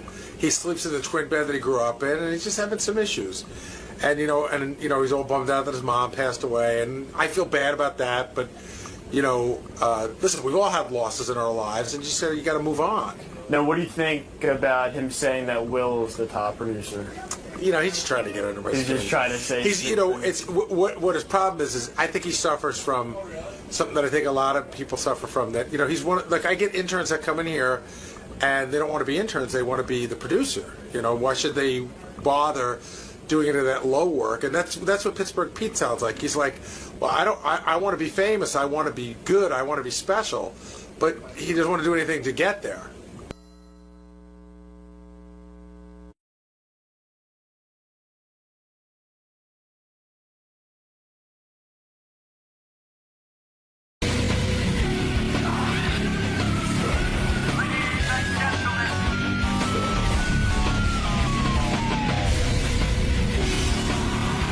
By the way, a lot of people pointed out what an asshole 𝗪𝗏𝗍𝗿 was yesterday when he was arguing about the AIG controversy.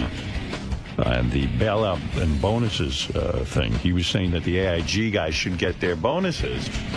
And he says, you know, it's funny. Scott DePace used the argument. By the way, 100 people wrote this, and I missed it yesterday. Scott DePace, while discussing the AIG bailout bonuses, Scott goes, the executives should get their bonuses because it was written for in a legal contract. And then he said that the contractually and legally agreed to terms between the car companies and unions should be dissolved. He contradicts himself. Right. He says, like most Republicans, he's only like for unions. the executives. Yeah, he doesn't He's like not for the unions. working man. So the union contract should be thrown out and disregarded.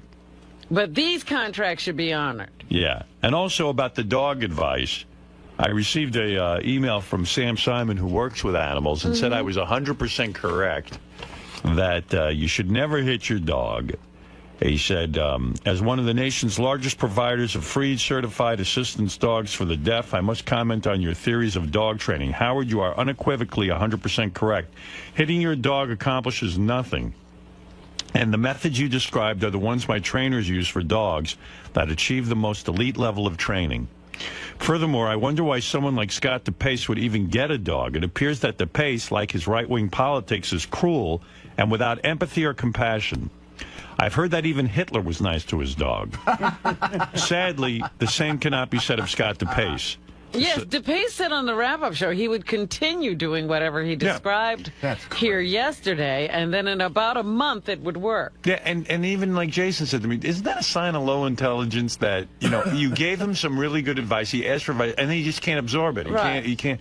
The Sam Simon Foundation will be happy to rescue Scott DePace's dog and find it a loving forever home. Oh. Where they don't hit. Yeah, where they don't hit. Hitting a dog, right, Fred? You've got dogs. No, dude, you just don't do that. It's like, you know, it just makes them crazy, and it doesn't change the behavior. It just makes them afraid of you. Right. Scott, you were busted by the audience. What is your argument on this AIG thing? Forget the dog. You respect the contracts of the executives, but you don't respect union contracts. They're not comparable. Why? But, well, in the case of the car companies, my argument is that the unions are largely at fault for causing the company to fail. That's the not AIG. true. Hold on, that's my argument. The AIG contracts have nothing to do with AIG failing. Well, you could blame the executives for not getting the job done properly. No, these bonuses. Did you read the op-ed that I sent you? Yes, I did.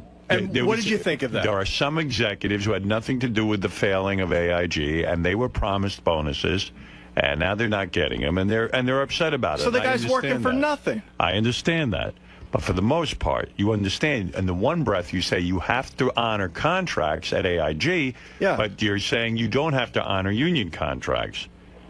No, I'm can't not have it saying both that. ways. I'm saying That's that what if you we're said. going to dump money into a company to make it work, you need to make sure that it's going to work from the start, or else you don't do it. And secondly, and in the case of the contracts, the union contracts, from what I hear, it costs $75 an hour for an American car company to make. I've heard that figure is misleading. And it's by the way. $45 for the foreign cars. You can't compete like that. And secondly, Sam Simon says what you're doing is wrong. Every expert that Tell Sam to go sit back on his mansion and just... Every expert that is employed by the Sam Simon Foundation, and there's many, all are dog trainers, agree with me. Have you ever spoken to a dog trainer? I could care less, Fred. I've had dogs my whole life. Don't ask me again But for have they advice. behaved? Don't ask me again for advice and then ignore it. Well, just because I got your advice doesn't mean I have to take it as gospel. Think you should be hitting your dog? I don't. It's not like the dog yelps when I hit her. Oh, come on. It's a tap on the ass, and she knows she did then wrong. A tap on the ass isn't going to teach her anything. Yes, it is. No, it's and not. then I throw her outside. Not only It'll that, work. she's not doesn't even understand why you're doing it. She does. No. She goes on. All right, then why yell? What's the difference? Does a lion tamer not use a whip? What do you want him to just talk to the lion? He's a fucking lion. Well, what's the difference? Lions eat people. Dogs are loyal pack animals. What's the difference between a lion and a dog? Does a horse use a whip? I saw the most. I mean, if you are not a dog lover after this, there is a video going around on the internet. Kid Chris sent it to me. I should send it to you guys. Yeah. Picture this: a dog is it's a like a homeless dog or so, or a dog that's lost. walking on a busy highway, four lanes. The dog gets hit by a car. Oh, I've seen that. Yeah. Miraculously, I mean, it looks like the dog's dead. It's laying there in the middle, and all the cars are just going and going and going. No one's stopping. Another dog sees this, runs out to help the dog, and she wants to drag the dog to the side of the road to help the dog. It doesn't use its mouth because she knows the mouth would hurt the dog. Pushes with her paws to move this dog, and this is a big dog. Pushes the dog to the other side of the street. Finally, people start to notice, and they stop cars, and they try to help the dog move the dog. And it turns out both dogs are fine, and even the one that got hit is perfectly fine. Minor injuries. Wow. But imagine this dog is so loyal to another dog, and it tried to move the dog to safety. I mean, that's the most moving thing I ever heard. Yeah. You're never going to find. You going to compare a dog to a fucking tiger? No, I'm just saying that they're animals. At the end of the day, they're animals, and they understand. Then do you need to mistreat them? Because I'm not mistreating. I'm loving that dog. I'm telling that dog how she's going to do well in my family. Tell her, don't hit her. Yeah, she doesn't speak. You can tell her. She does, they understand. They understand. What do you got, a lab? Yeah. A lab is as bright as a 3-year-old and can understand a vocabulary. Actually, I think the lab might be smarter than you. Yeah. Fred, you know what? I question your intelligence sometimes too, pal. Oh, come on. Fred's intelligence? Yeah. You think you're smarter than Fred? Bring it on, dude. Sure, let's take an IQ test. Bring it on. Let's take no an way IQ you'll test. beat Fred. I think I might. I think Fred has a great memory. But that's about it. No, it's more than memory. The guy's got basic intelligence. Listen, don't attack me. I'm quite intelligent. It was a joke. It wasn't an attack. You're also Should I hit you with a newspaper to see that you understand it? What do you want to go up against Fred and name the subject? Name it. No, an IQ test would be fair. IQ test? Sure. He'll beat you. My money's on him. Well, let's see. Scott, I think you're a bright guy, but you're not smart. Let's bring it on. Fred, you think you'll beat him in an IQ test? Any chance I could lose money here? I'm not going to take it. You won't? No, because I don't like IQ tests. You don't want to know. Yeah, what was an IQ test for someone of our age? What does that consist of? Logic questions, like basic? Yeah, logic, command of language, patterns, spatial... right. Hey, listen. Memory? Let me tell you something. Anyway, my dog loves Fred. I'll tell you why Fred's smarter than you. Number one, you see him on this Win Fred's Money. The guy knows tons of shit. It's He's got great memory. Awesome. More than memory. Yeah, but that's knowledge. He's got knowledge. I'm not saying he's stupid. I'm just saying I am not. He plays an instrument. That shows me a high mathematical ability. I was great in math. Yeah, but can you play guitar? No, I've never bothered. No. Yeah, he's got a basic curiosity. Can he play golf? Can he play golf? Can he play golf? Any idiot can play golf. Oh, goodness. Go ahead, let's see what brilliant Gary has He to say. doesn't play music because he thinks it's stupid. He said as much. He thinks it's a waste of time. What do you mean? What did he tell you? What do you mean it's a waste of time? What does he talk about? He thinks that to send your kid to take music lessons when you know that they're not going to be great at it is a complete waste of time. Then why? Gary cannot even say what. But then why golf if you're never going to be genius? It's not what I said. What'd you say? I said that I would not be one to, if my child wanted to go to a college that it was all about music, I wouldn't support that. You didn't say college. You said you wouldn't let your kid take lessons even as a grammar school kid. No, I wouldn't. Yes, I just said that I do not want to support this thinking that you're going to get rich through music, because I realize what if you just enjoy playing music? Yeah, to have fun, that's one thing. Yeah. If you start taking it serious, There's been seriously. There's been studies that have been done that prove when kids take music courses and play music, it improves the right side of the brain, which is the math section, the language section. Listen, it makes them better students. Go back and look at that refrigerator back there in the kitchen and see the thousands of CDs that are sitting there that people put their life and heart into, and they get nothing out of it. You really sound like a McCarthy era, fucking. Here's the thing. He's not being honest because he's saying this was about going to college. That I understand. Right. We had a long conversation in front of the entire office. Everyone will back me up. That if your son wanted to play an instrument, it would be okay, but you would not push your child to play an instrument now because you think that it's a dead end and that they're not going to learn anything from Understand the difference. it. If he came to me and said he wanted to play, I'd say sure, go ahead, that's fine. But I'm not going to sit there and go, you need to take guitar lessons because that's the way to the future. No, but you might say something. I'm going to tell you why 100% wrong. My father, in fact, forced me to take piano. He didn't force me, but he said, look, I really think you should take piano lessons. He didn't think I was going to be the next Beatles, but he said, you know, gee, in my life, I always wished I knew an instrument. Me too, man. And I always wished that... well, I don't. Understand these are your opinions. But listen, because you have no imagination. Knowing how to play an instrument is so much fun in life that you bond with other people through it. I'm envious. It's a language. It's like learning Spanish or learning something. It's something that brings you closer. But you never learned sports. Isn't that aren't you missing there? Yes, I am, and I wish I had. That's what I'm telling you. I wasn't going to beat Babe Ruth, but the fact is, I wish I had been more active in my earlier life. I have a big regret about that. And what do you think is more important, sports or music? Both. Yeah, but Scott, playing piano or guitar, you could do yourself. 80 years old. You don't have to choose one or the other. It's called an enrichment in life. Why read a book? But he feels like why play golf? Why? Because it's fun. I do it for fun. I would never sit there and quit my job thinking I'm going to join the pro tour. Do you want your kid to read literature?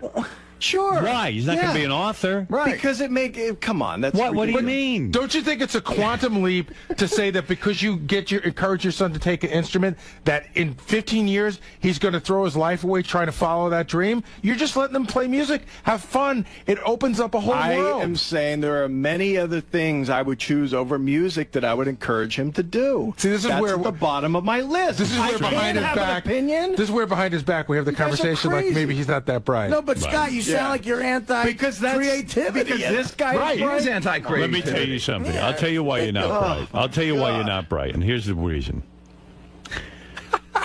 Do I have to sit here and listen to this? People who are cavemen, because I'm so smart, beat animals into submission.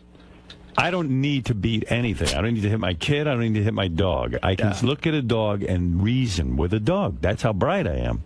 See? You, on the other hand, are like a caveman. You say, I get frustrated, I'll hit the dog. Look, I've had dogs my whole life, a lot more than you ever have. And you've done the wrong thing. And it's always been right. It's always been perfect. I've always had a great dog. And so how come it's not working now? There's a proven track record, and I'm going to continue because I haven't been doing it too long. My wife made me do this stupid squirt bottle crap and listen to the guys like you. So my way will work. Don't worry about it. It won't. It will. Trust me, that dog can be eating your pot roast when your back is turned. Yeah. That dog's not loyal to you. So I should listen to Howard and go, no. Or whatever the hell something that's a step in the right direction. All right. Any dog expert will back him up. No dog expert backs you up. I don't need a dog expert. Scott, when I was a kid, my father, we literally spent hours hitting grounders and everything. Yeah. And I had so much fun, but I really wish half of that time was spent on learning an instrument. Great. What would they have done for you? I don't get it. What do you mean, what would have done? You know what? It's fun. It's like your golf. It's fun. I'll tell you what, in the professional now. I don't say you shouldn't. I'm telling you my opinion about my son. So I'm not going to push him towards music. I will push him towards golf. Music is a very important part of life. I agree. And for a child to have an understanding of music theory is an advanced child. And you're giving them something. It's like swimming. You're giving them something. I don't see it. Can you explain that? Music theory. Why? Because you're a bore. This is one of man's greatest inventions, music. It soothes the soul. Yeah. It's educational. Have you ever played an instrument, Scott? When you play an instrument, I took 2 drum lessons and quit. When you play an instrument with other people. When you play an instrument with other people. Fine. Have you ever... When you see these musicians Howard's never played golf. He can't comment on golf. When you see but that's something I should learn about. There's a lot of things to learn about. You got to prioritize. Yeah. And your priorities are out of order. Oh, according Golf to is you, not more Mr. important Expert, than music. You're going to list my priorities? Yeah. It's crazy. No, because you're not advanced. You're a very, very simple human being. You teach don't your son to be understand- closed-minded in that area. That's horrible. You're realize way how off. wrong you are. These are opinions of yours. No, I don't realize how wrong I am. I'm trying to help you now because you're not as advanced as I am. I'm very, very bright. I'm considered a genius in a lot of areas. So why would you assume you know what you're doing? test against you, Why too. would you assume you know more than I do? Why would you assume you know more than I do? Because I'm a genius. Well, I am the genius, too. No, you're not. You've not excelled in anything. Okay, Howard. You haven't. So I because have. You've So you excelled have in to- one area. I agree. You've excelled in radio. Well, how many areas have you excelled? How many areas have you excelled in? Oh, man, I don't know. So don't belittle That's my ridiculous. genius. So assume So that you're at the feet of a master now. You're a genius and you're learning from in me. radio. No, I'm a genius. Not life. They don't just say you're just a genius, right? I'm a genius. They didn't walk around. Einstein's a genius only in math. He's a genius. When you're a genius, it's like being a doctor. You're a doctor, you're a doctor. You're a genius, you're a genius. I'm a genius. Not many people are. I happen to be a genius. Who in this room That's do you think it. you're smarter than? List it. Everyone. I think he thinks he's smarter than he's like. You think you're smarter than everyone in there? Sure. Oh, Yeah. boy. Listen, I don't think you're stupid. I'm just saying. I'm done trying to help you. I'm done trying to help you. That's ridiculous.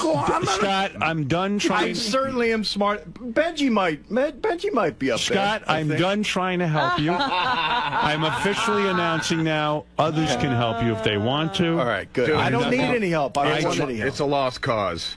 That's How the many point. people would love to have an audience with me where I concentrate on their problems and their areas where they need improvement? Many. Well, And I'm I've not one of given them, this I to guess. you, but this gift is no longer available to you. I've You're tried. on your own I can now. help you, though, if you'd like. That's okay. I don't need it. I'm evolved. You can leave. evolved. Thank you. All right. I mean, if your son came to you I and think said, the I only want way to he's play going to the help guitar... you if he removes half your brain. That's We're how he done. can help. All It's right, done. okay. I mean, I just got, if your son wants to play the guitar, you're not going to say, that's great? I said, sure, I'll sign him up tomorrow for lessons. That's not the point. All right, thank you. The point was, am I going to Thank say, you. you need to go play guitar to be a better person? No, that's not going to come from me. No, you don't No say one's to be a gonna say better that. That's what person. this is all about. No, you're saying you're planning on giving your son life lessons and advice. Yes. One of the things you should offer to him is music lessons because it's important. You know, I don't see understanding music. I'll give you an example why music theory is important. My dad, the reason he was hung up on it, my dad decided to become a recording engineer. And as a recording engineer, he worked on many commercials.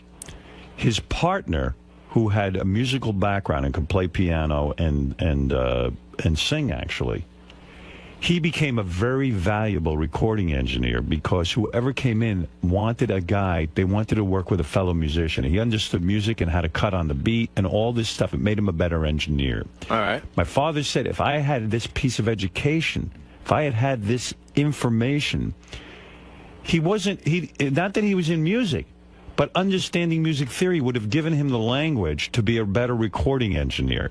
And could so he say that for recognized, everything. well, of course. That's why my daughter's fluent in Spanish. Now, when she went out to look for work, her job now, they pay her more money because she knows Spanish. She's invaluable to them. She's interpreting I agree. every Spanish 20 is great. seconds. Only I agree with because that one. she's a good kid. There's a lot of good kids out there, but she's got a skill. So what you try to do is, as a parent, to take the skills that are golf's a skill too, and it's good for business. You go out on the golf course. I would your argue buddies, better for business than There's music something is. very important about an athletic background, but even more important is to give them the language of music and theory. Not that they're going to become the Beatles. Maybe they will. That's wonderful. And you know, that's what I don't want. I'll tell you my frustration. You don't want you? and become the Beatles. I don't want them to think that they're going to be the Beatles and then waste their life, waste their education, That's waste their delusional. time. That's delusional. No, that's what happens. No, how it many? doesn't. Again, Listen, how many records I'll back give you there? an example. All those guys, I guarantee you, they don't have normal the jobs. late, and if they do, great they're Sam horrible. Kinison used to do this show. And Sam would come in, and Sam was a pretty good guitar player. Now, Sam is a stand-up comic. He would dabble in guitar. And there was nothing cooler when Sam would come in. He said to me, hey, why don't you go up on stage with me? We'll jam. Now, I can play basic guitar. I'm not any good. I wasn't as good as like Sam was. But I could get up and jam with him in this language, and it was terrific. And, even you want your sons to get laid. Howard, girls melt. When Fred, who is a complete, almost a sociopath, and not even able to communicate with human beings. That's what's going to make a girl melt, sit down and play. He would sit down and play. He would sit down and play guitar. I saw beautiful women melt at his feet. It's ridiculous. This is a man who has tremendous problems. So there you go. And you're saying your hero, Richard Nixon, played brilliant piano before he trashed the country. He's not my hero. Reagan's my hero. Like, as a comedian, I would love to be able to write a funny song on guitar. He was a genius. That's the point. And, even you're a director. Howard, you're biased. You're a director. You're biased. You're an entertainer. No, well, listen, and that's why you're you in think it's show all business. about... You're a director. If you understood music and music theory, when we have musicians in here, you'd be able to have a certain understanding of what you should be even filming. I agree. I agree for that one little part. Yeah. It's a very important part of life. You know what? I'll use, DePace's argument against him. Why did you invent the video caddy? Do you think the world was really waiting for another piece of useless junk? Yeah, that's a good point. Well, see, that's just it. There's a perfect example that you don't play golf, so you don't understand how important a device like that I can go down to the be. U.S. Patent Office. I can find thousands, millions of patents of useless inventions. So were those people stupid, too, to try and follow a dream? They wasted their time. No, that's ridiculous. I'm using your argument with why you're against music. No, it's not a good point. You guys are all biased because you guys are entertainers. Of course, you like to play music. But you're not an inventor, so why invent? But I haven't put my life savings or my every minute Was your of my brother in a day. band? Is this what this is about? There's part of that. Did your brother have a band?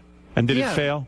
Oh, was he jealous? Yeah, but it was just no, nothing to do with jealousy. Was he jealous? Yeah. I have a sister and a brother, very musically talented. It got them both nowhere. I know that for a fact. What about the satisfaction of knowing how to play? Well, what about the satisfaction of knowing how to, I don't know, build a house out of cards? That's important too. I got another question. There's a huge difference between a house of cards and learning to play music. It's a language. That statement makes you sound dumb. All right, I can hit a golf ball straight. What about that? You think playing a house of cards is as important as music? No, Howard. Listen, you know what? I told you I'm a genius. I can't waste my time with you. You should learn how to play golf because you don't understand. Robin's right. Why is this continuing? Even Robin is saying. Shake your head, Robin. Go ahead. I didn't. Robin, who learns a useless thing every other day. Horseback riding and car racing. What else you got? Say a word during this entire. No, she didn't. Stupid. So why attack her? Why are you attacking Robin? Because I look at her with that face, and she's back and forth with her head. You don't know what my face meant. Why are you interpreting? I can read it. All right, listen. That was his face reading course that he never took. You have stolen 10 minutes of our life. Yes. Oh, wait. This is Cookie on the phone. This is Scott's dog. Cookie, go ahead. Finally, an intelligent conversation. See? Are you mad? Are you mad at Scott? Don't bark, Cookie.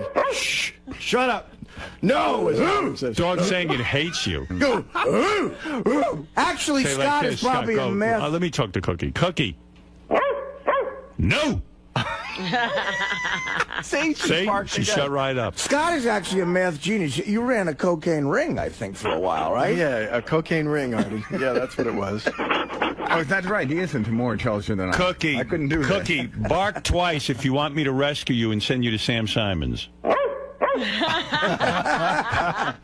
I've seen Sam's place in Malibu that he built for dogs. Can I have one? A lot of humans would love it. Go ahead, Fred. Talk to Cookie. Cookie, Bark twice if you think the video caddy is the most useless invention you've ever seen. Cookie, bark twice if you think a career in music is horrible. Oh, that dog hates you. I told you the dog was smart. Cookie, are you embarrassed that your name is Cookie? Bark twice if you are. Yes. Wouldn't you like a more masculine name? Bark twice if you say yes. Yeah. My son named her. Hey, Cookie, when I say the name Scott, what do you think? There you go. All right. All I can say is thank God Scott wasn't Sebastian Bach's father. Hey, Cookie, bark twice if you want me to hit Scott with a newspaper every time he does something wrong. All right. Very good, Cookie. Thank you. I'll see you later. That's Cookie the dog. All right. We'll be back right after these words. Thank you, Scott. Yeah. I am not going to be the one going, hey, you have to take this music class. That's all I'm saying. If he says, Dad, I want to take a music class, Dad, I want to learn guitar, I said, great. Where do we sign you up? Let's go figure it out. And I would do that. What if you wanted to play the flute? What if he came to you and said, Dad, I want to play the flute? That would be something I'm just asking a question. That's what brass instrument they offer usually in 3rd or 4th grade. It's fine. Oh, okay. It's just fine. a second. Yeah. Okay. That's not so bad. It's all my point is if my son says, I want to go to college to learn music, I'm going to say, you know what? You're going to have to find out how to pay for that one yourself. Thank you. But you'll pay for college if he wants to go for, say, politics or Absolutely. history. Any of the business, history, no. That's another no-no. What else is useless? English, probably not, because the only thing you're going to get there is probably English maybe, but most of English jobs, I guess you would end up being like a teacher or something. Generic art, liberal arts degree? You can use English for anything. I wouldn't pay a lot of money. You can use history for anything. You can use anything for anything. No, in fact, most people are... who go to law school are political science majors, English majors, history majors. Exactly. Right. I wouldn't pay for law school. Because that's a whole nother... No. Why not? That's a great living, man. I have 2 male boys. So you wouldn't let them if they wanted to be, if they were like, hey, Dad, I love hair, I love the art of hairdressing, that's what I want to pursue? No, thanks. Art major. They could, I'm sure that degree probably Podiatry? Is that okay? Podiatry? Sure. Art major. Art major, no. Why would you learn something that you're not going to use at your job? This is what my mother said. She goes, what are you going to do? Go work at a history firm? What are you going to do when you get out of college? You're going to go get a big job at the history? Let me tell you something. There are some jobs in history, but not many. No, but you're thinking too. See, this is you thinking too literally. You don't necessarily take your history degree and go become a curator at a museum. You use your intelligence and you can take it further. You can do anything you want with the history. So you're saying in this job, which is a communications job, you don't use any of your communication skills you used at college? No, what if you had only taken history and then ended up in this job? Wouldn't you then be worse off at this job? Well, I can't possibly answer that. Well, I think I can. Yeah, of course. Of course you would. And if not, then your communication degree is worthless. It's not just history. You learn analytical thinking. You learn how to interpret facts, how to research, how to read. That's like me learning the golf program and deciding to be a musician. No! No! No! I'm sorry. You said building a house of cards. I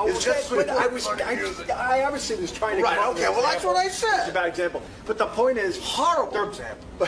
Tim's gonna faint. I know people in LA who moved to Los Angeles to go to guitar school. Yeah. Fucking what a waste of time.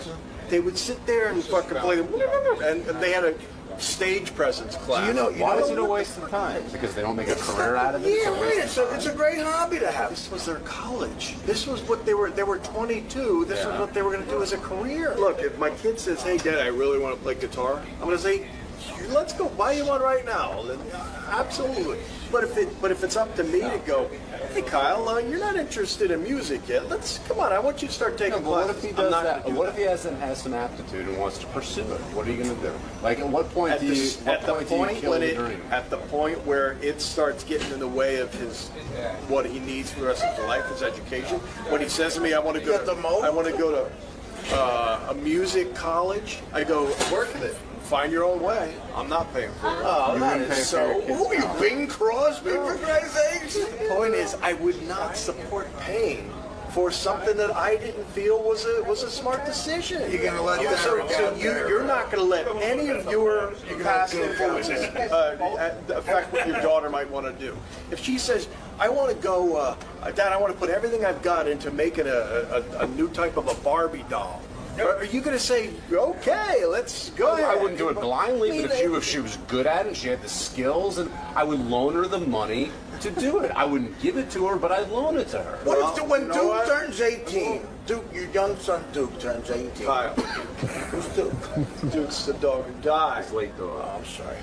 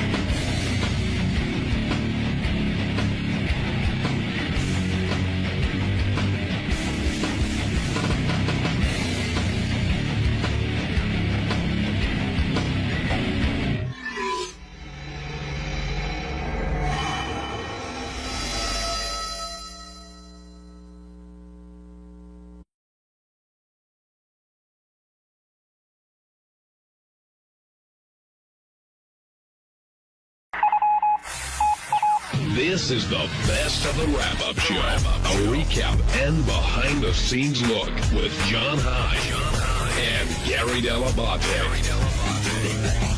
The best of the wrap-up show begins now. All right. On Monday's wrap-up show, we were talking about Tim and his stupid fucking diet and how he's not our friend anymore, man. He's gone. He left the world. He's somewhere else. Me and Richard decided he's gone. Check it out.